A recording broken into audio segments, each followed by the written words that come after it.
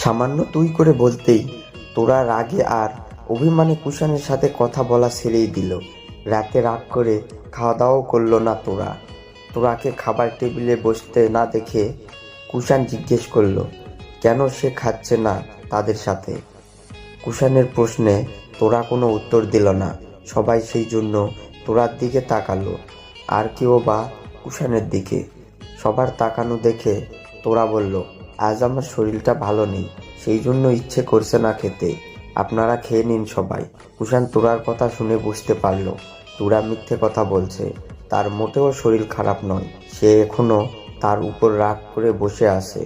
কুষাণ মনে মনে ভাবতে লাগলো, তোরা এবার একটু বেশি বাড়াবাড়ি করতেছে। সে তো সারাক্ষণ তাকে তুই করে বলে, আর কত বাজে ব্যবহার করে তার সাথে। কই, কুষাণ তো এমন রাগ করে থাকে না, উল্টে তোরার রাগ ভাঙানোর চেষ্টা করে। আজ একটু না হয় ভুল করে তার মুখ থেকে তুই শব্দটা বের হয়েছে, তাতেই তোরাকে এমন রিয়েক্ট করতে হবে? না, আজ আর সে তার রাগ ভাঙাবে না। দেখি তোরা কতদিন এইভাবে রাগ করে থাকতে পারে। কুষাণ হঠাৎ নিজেও খাবার না খেয়ে উঠে গেল। কামিনী কুষাণকে এইভাবে ওঠা দেখে বলল, তোর আবার কি হলো বাবা, খাবার রেখে উঠলি কেন? কুষাণ তখন তোরার দিকে তাকিয়ে বলল, আম্মু, আমাকে এখন একটু বাইরে যেতে হবে, শাওন আর রিহান আমার জন্য অপেক্ষা করছে। এই বলে কুষাণ চলে গেল বাইরে। এত রাতে বাইরে যাবি? বাবা, যাস না কিন্তু। কুষাণ শুনল না তার মায়ের কথা। সে দ্রুত হেঁটে বাসা থেকে চলে গেল। কুষাণ বাসা থেকে চলে যাওয়ার পর কামিনী তোরার দিকে রাগান্বিত চোখে তাকিয়ে বলল, আজ আবার কি আনতে বলছো কুষাণকে, যে এত রাতেই ওকে বাইরে যেতে হচ্ছে? কামিনীর কথা শুনে তোরা অনেক বেশি আশ্চর্য হলো। সে অবাক হয়ে বলল, আমি না তো, কিছুই আনতে বলিনি। আপনার ছেলে তো বললই সে তার ফ্রেন্ডের সাথে বাইরে যাচ্ছে। কামিনী তোরার কথা শুনে বলল, তুমি আমার থেকে কি ওকে বেশি চেনো? না, আমি ওকে বেশি চিনি। এত রাতে ওর কোন ফ্রেন্ড আসবে দেখা করতে? কামিনীর কথা শুনে তোরা ভীষণ মেজাজ খারাপ হলো। কুষাণ কই গেল না গেল তার জন্য কামিনী তাকে বকছে কেন? তোরাকে চুপ থাকা দেখে কামিনী বলল, তোমাকে আমি সংসারের সব দায়িত্ব দিয়েছি ঠিকই, তার সাথে কিন্তু আরেকটা কথাও স্পষ্ট করে বলেছি, যে আমার কুষাণের যেন ভালো করে যত্ন করো তুমি। তোমার তো দেখি আমার ছেলের দিকে কোনো খেয়ালই নেই। তোরা সেই কথা শুনে বলল, আমি কি অযত্ন করলাম আম্মু? কামিনীর সাথে সাথে তখন উচ্চস্বরে বলল, কালু কুষাণ রাত 12টার দিকে বাইরে গিয়েছিল। কেন পাঠিয়েছিলে তাকে বাইরে? আমি তো ওনাকে যেতে বলিনি আম্মু, সে নিজের ইচ্ছাতেই গেছে। হ্যাঁ, যাবেই তো। তুমি যদি তার হাত ধরে রিকোয়েস্ট করো, এখনই আমার চকলেট চাই, এখনই আমার আইসক্রিম চাই, এখনই আমার এটা চাই, ওটা চাই, তাহলে তো সে বাইরে যাবেই। তুমি কই তাকে যেতে বারণ করবে, উল্টো নিজেই আবদার করে বসো? তাকে তো বোঝাতে হবে এত রাতে বাসা বাইরে যাওয়া ঠিক না। দিনের বেলায় খাওয়া যেত না এইসব আইসক্রিম চকলেট? রাত 12টার দিকে কি খেতে হবে? তোরা কামিনীর মুখে এমন কথা শুনে ছল ছল নয়নে কামিনীর দিকে তাকিয়ে রইল। এ কোন মানুষ রে ভাই, সব ব্যাপারেই যার কথা বলতেই হবে। ছেলে হয়েছে দেখে ওনার শুধু দরদ আছে, আর তার কোনো দরদ নাই। কুষাণের সাথে খারাপ কিছু হলে তো সবার প্রথমে তারই ক্ষতি হবে। তবে কুষাণকে তোরা একবারের জন্যও বলেনি তার এই সব লাগবে। কুষাণ নিজের ইচ্ছাতেই গিয়েছিল বাইরে। সবার সামনে তোরার ফেভারিট খাবার দাবার কিছু কিনে আনতে পারে না দেখে সবাই ঘুমিয়ে গেলে কুষাণ বাইরে যায়। কে জানতো তখনও এই সন্ন্যাসিনীটা জেগেছিল। কামিনী যে সবসময় তাদের দিকে নজর রাখে, আজ তোরা সেটা ক্লিয়ারভাবে বুঝতে পারলো। তোরা কামিনীর কথা শুনে কাঁদো কাঁদো গলায় বলল, আম্মু, আমি আবারও বলছি, আমি আপনার ছেলেকে কখনো এইসব কিছু আনতে বলিনি। সে নিজের ইচ্ছাতেই এনেছে। আমি নিজেও জানি না সে কখন বাইরে গিয়েছিল, আর আজ আবার কেন গেল সেটাও জানি না। থাক, আর বলতে হবে না কিছু। আমার ছেলেকে আমি ভালো করেই জানি। সে আজ অবধি 10টার পর বাড়ির বাইরে থাকেনি, আর এখন সেই ছেলে রাত 12টার পর চুপি চুপি বাসা থেকে বের হয়ে যায়। তোরা তখন কাঁদো কাঁদো গলায় বলল, আম্মু, এইসব কথা আমাকে বলছে কেন? সেটা আপনার ছেলেকে জিজ্ঞেস করুন। এত রাতে সে কেন বাইরে যায়? কামিনী তখন মুখ ভেঙচিয়ে বলল, ও, তুমি এখন বুঝতে পারছো না আমি কি বলতে চাচ্ছি তোমাকে? আমার প্রশ্ন হলো, সে কার ভয়ে এমন কাজ করে? আমাদের ভয়ে? আমরা যাতে কেউ না দেখি সেই জন্য রাত করে বাসা থেকে বের হয়ে যায়? তোমার জন্য সে যদি কিছু এনেই থাকে তাহলে প্রকাশ্যে আনবে। এইভাবে চোরের মতো গভীর রাতে লুকিয়ে লুকিয়ে কেন আনতে যাবে? আমার ছেলে তো এমন নয়। এইসব আইডিয়া ওর মাথায় আসলো কি করে? নিশ্চয় তুমি শিখিয়ে দিয়েছো। ইরা সেই কথা শুনে বলল, আমি তো এখন উচিত কথা বললেই দোষ হয়ে যাবে। তার চেয়ে বরং আমি চুপই থাকি। বললে তো অনেক কথাই বলা যায়। মীরা তখন বলল, সেটা আর বলিস না আপু। আয় দিয়ে দিয়ে আম্মু এইভাবে মাথায় তুলেছে যে নিজেকে একদম সংসারের রানী ভাবতেছে। যখন যা মন চায় তাই করতেছে। আর এমন ভাব নিয়ে থাকে, মনে হয় ভাজা মাছটা যেন উল্টে খেতে পারে না। লীরা সেই কথা শুনে বলল, ভুল বললি আপু, ভাজা মাছ ঠিকই উল্টে খেতে পারে, কিন্তু সে নিজেকে এমন চালাক ভাবে যে দুনিয়ার মধ্যে সেই শুধু চালাক আর আমরা বোকা। ইরা মীরা লীরার কথা শুনে জারিফ চৌধুরী বলল, তোরা কি এবার একটু চুপচাপ থাকবি? এইসব আজাইরা কথা না বললে তাড়াতাড়ি খাবার খেয়ে রুমে চলে যা। কেন এমনভাবে মেয়েটার সাথে কথা বলিস? সত্যি আমার মাথাতে খেলে না। কুষাণ এত রাতে কেন বাইরে যায় সেটাও কি এখন তোরার দোষ? সোনিয়া আর সুমন কিন্তু ইতিমধ্যে তোরার বেস্ট ফ্রেন্ড হয়ে গেছে, কিন্তু বড়দের মাঝে কথা বলার সাহস নেই তাদের, সেই জন্য তারা চুপচাপ থাকলো। তবে সুমনের কেন জানি মনে হচ্ছে এটা একটু বেশি বেশি হয়ে যাচ্ছে তোরার সাথে। এরা কুষাণের করা অপরাধের জন্য তোরাকে কেন গালমন্দ করে, এটা এখনো সুমন বুঝতে উঠে পারল না। তোরাকে এমন অবস্থা দেখে সুমন বলল, ভাবি, বসো তো তুমি, আর খেয়ে নাও। রাতে না খেয়ে থাকা হয় না, একটু হলেও কিছু মুখে দিতে হয়। সুমনের মুখে এরকম উপদেশমূলক কথা শুনে লুৎফা রাগান্বিত হয়ে বলল, তোরা কি বড়দের মাঝে কথা বলতে বলেছি? এত বড় কবে হয়ে গেলি যে অন্যকে উপদেশ দিস? যেখানে তোর বড় আম্মু আর বড় আপুরা কথা বলছে সেখানে তুই কথা বললি কেন? সুমন তখন বলল, কি বললাম আমি? আমি তো শুধু ভাবিকে খেতে বললাম রাতের খাবার। তোরা তখন সুমনকে বলল, সুমন, তুমি চুপ করে থাকো, কেন এইভাবে তর্ক করছো? আমি খাবো না এখন কিছু। এই বলে তোরা তাড়াতাড়ি করে তার রুমে চলে গেল। তোরাকে এইভাবে চলে যাওয়া দেখে জারিফ চৌধুরী তার মেয়েদের উদ্দেশ্যে বলল, তোমরা কি জীবনেও ভালো হবে না? কেন মেয়েটার সাথে এমন আজে বাজে কথা বলো? মেয়েটা তো তোমাদের একদম নিজের বোনের মতো, কত সুন্দর করে সামলাচ্ছে সংসারটা। তোমরা মনে হয় অন্যের ভালোটা সহ্য করতে পারো না। নিজেরা সংসার করো না দেখে কি অন্যের সংসার করা দেখেও তোমাদের হিংসা হচ্ছে? ইরা তখন বলল, আব্বু, তুমি আমাদের খোঁটা দিলে? হ্যাঁ দিলাম, কারণ তোমরা সংসারের কিছুই বোঝো না। তোরা এই কয়েকদিনে কত সুন্দর করে সাজিয়েছে সংসারটা। তোমরা কি পারবে স্বামীদের বাড়িতে গিয়ে এইভাবে একটা সংসার তৈরি করতে? মীরা জাহিদ চৌধুরীর কথা শুনে উঠে দাঁড়ালো আর বলল, তুমি আমাদের এই বাড়ি থেকে যেতে বলছো আব্বু? অন্যের মেয়ের পক্ষ নিয়ে নিজের মেয়েকে বের করে দিতে চাচ্ছ? আমি কাউকে বের করে দিতে চাচ্ছি না। আমি শুধু বোঝাতে চাচ্ছি, নিজেরা স্বামীর সংসার না করে এই বাড়িতে আসো, আর সেখানে তোরা নিজের বাড়ি ছেড়ে এই বাড়িটাকে আপন করে নিয়েছে, কি সুন্দর করে সংসারটা করছে, আর তোমরা তার সাথে যা নয় তাই ব্যবহার করছো। আর তোমাদের যেন এইভাবে ওকে বকতে না দেখি। ইরা মীরার লীরা তাদের বাবার কথা শুনে চুপ করে রইল। তারা আর একটা কথাও বলার সাহস পেল না। তাড়াতাড়ি করে খাবার খেয়ে যে যার রুমে চলে গেল। কামিনী তখন বলল, আজকাল দেখি তুমি ভালোই শাসন করছো মেয়েদের। শুরু থেকে এমন করলে আর কখনোই মেয়েরা এমন আচরণ করতো না।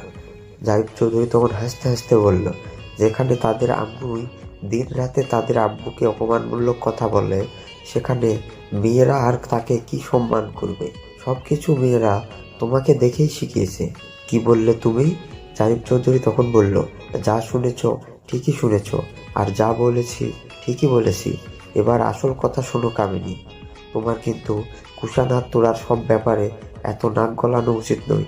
কুষাণ কি ভালোবেসে তার বইয়ের জন্য কিছু আনতে পারে না? সবার তো একটা পার্সোনাল লাইফ আছে, তাই না? এত কিছু ধরলে কিন্তু আবার সংসারে একটা অশান্তি হবে।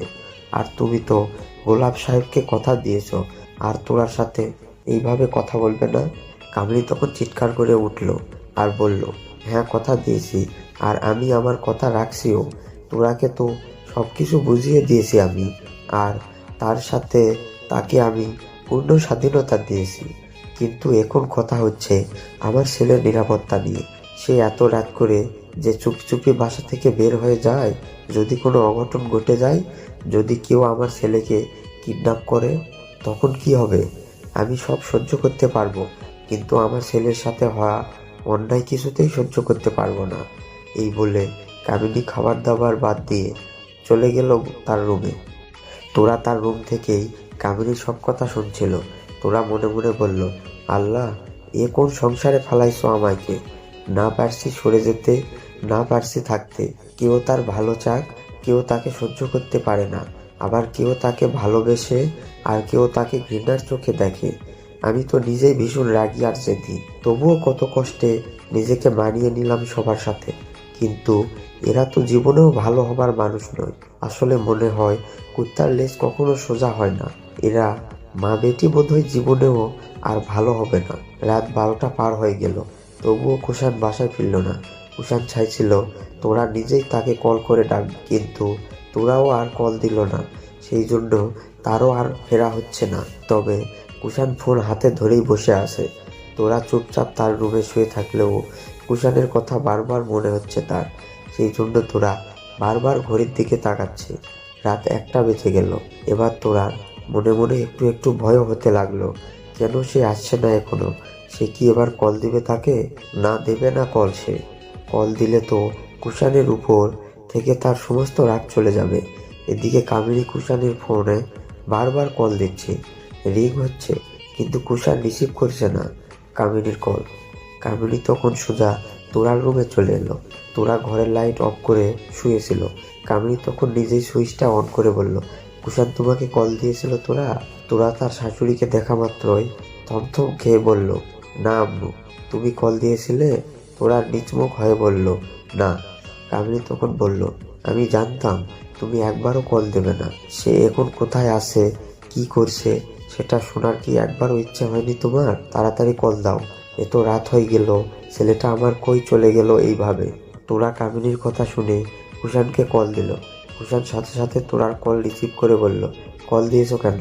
তোরা কি উত্তর দেবে বুঝতে পারছিল না। এদিকে কামিনী তোরাকে চুপ থাকা দেখে বলল, কুষাণকে জিজ্ঞেস করছো না কেন কোথায় আছে ও, আর কখন বাসায় আসবে?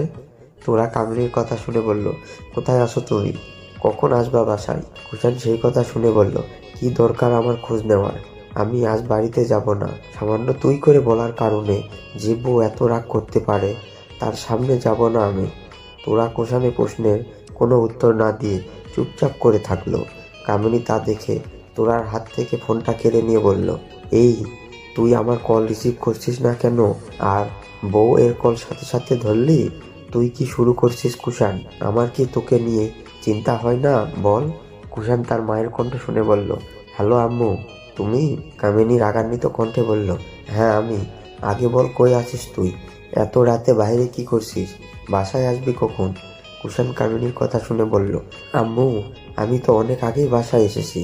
ভালো লাগছিল না, তাই ছাদে একটু পায়চারি করছিলাম। তুই ছাদে? এত রাতে ছাদে কি করছিস? নেমে আয় তাড়াতাড়ি। রাতে যে ভূত পেতনি ঘুরে বেড়ায় সেটা কি ভুলে গেলেই? কুষাণ তার মায়ের কথা শুনে ভালো করে চারিদিকে তাকালো। এতক্ষণে তার কিছুই না মনে হলেও এখন সত্যি সত্যি ভয় করছে তার। সেই জন্য তাড়াতাড়ি করে নেমে এলো ছাদ থেকে। কামিনী কুষাণের সাথে কথা বলা শেষ করে ফোনটা তোরার হাতে দিয়ে বলল, কুষাণের সাথে কি নিয়ে ঝগড়া করেছো? তোরা কামিনীর কথা শুনে ভয়ে ভয়ে বলল, ঝগড়া হয়নি তো। ঝগড়া তাহলে এত রাতে কুষাণ রুমে আসা বাদ দিয়ে ছাদে কি করে? তোরা তখন বলল, আম্মু, এটা কি আমার দোষ? সে এখন ছাদে গিয়েছে, সেটা তাকেই জিজ্ঞেস করুন। আমরাও এমন সময় পার করছি। তোরা সত্যি করে বলো, কি কারণে আমার বাবুটার মন খারাপ? এদিকে ছাদ থেকে নেমে আসা শুরু করলো কুষাণ। কুষাণকে রুমে আসা দেখে কামিনী এতক্ষণে একটু স্থিতি পেল। তারপর কুষাণের কাছে গিয়ে বলল, বাবা, এত রাতে একা একা ছাদে কেন গিয়েছিলি? কুষাণ তখন বলল, বললাম তো, এমনি গিয়েছিলাম। তুমি কেন এত চিন্তা করো আম্মু? এত রাত হয়েছে, এখনো কেন ঘুমাওনি তুমি? যাও এখন ঘুমিয়ে পড়ো। এই বলে কুষাণ কামিনীকে নিজের রুমে রেখে আসলো। তারপর বিছানায় শুয়ে রেখে গায়ে একটা কাঁথা দিয়ে বের হয়ে আসলো রুম থেকে। জারিফ চৌধুরী অনেক আগেই ঘুমিয়ে গিয়েছেন। কামিনীকে ঘরে রেখে এসে কুষাণ তখন নিজের রুমে আসলো। সে দেখলো তোরা শুয়ে পড়েছে। কুষাণ সেই জন্য নিজেও তোরার পাশে শুয়ে পড়ল আর মনে মনে ভাবতে লাগলো, সে যে আশা করেছে সেটা জীবনেও পূরণ হবে না। এই মেয়ের বুক ফাটবে তবু মুখ ফুটবে না। এই জীবনেও তাকে নিজের থেকেও ভালোবাসবে না।